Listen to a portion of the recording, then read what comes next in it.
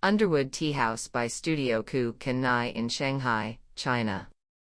In the summer garden, the plants are in a more natural and wild state, and the original clear boundaries fade away, with plants staggering in height, creating an experience from enclosure to seclusion and then to openness.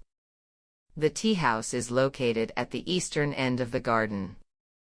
Walking along the stone-paved path is like a natural exploration of the garden, and the outline of the tea house emerges from the staggered trees.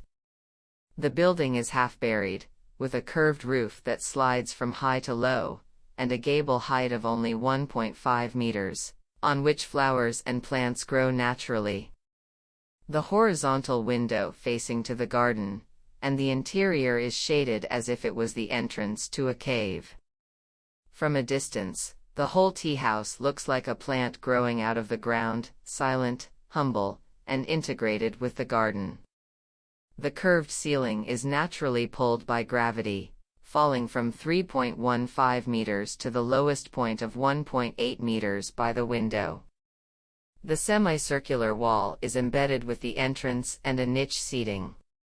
Walking downstairs from the back of the building and standing deep inside looking out into the courtyard, the curved and sagging ceiling enhances the depth of the space, and the focal point of the view is the long window at the front, which is 1.1 meters high and 5.6 meters long horizontally, with a view of the garden unfolding like a scroll painting. The tabletop is at the same level as the outdoor ground, open the sliding window, and the interior and exterior integrate.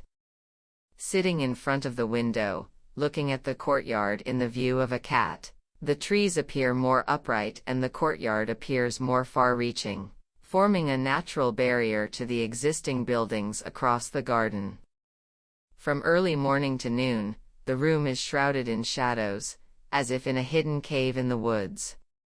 Later in the afternoon, when the sunlight slowly falls into the tea house, the walls are dappled with light and shadow until sunset. The openness and enclosure of space, light, shadow, sound, and silence coexist in this small tea house, sitting in front of the window or next to the niche, or lying on the floor. The form and scale of the space invisibly affect the physical behavior and experience of users. Standing in the hustle and bustle city, gardens, woods, and tea house together create a small world isolated from the outside, hidden in the wild, hidden in the city.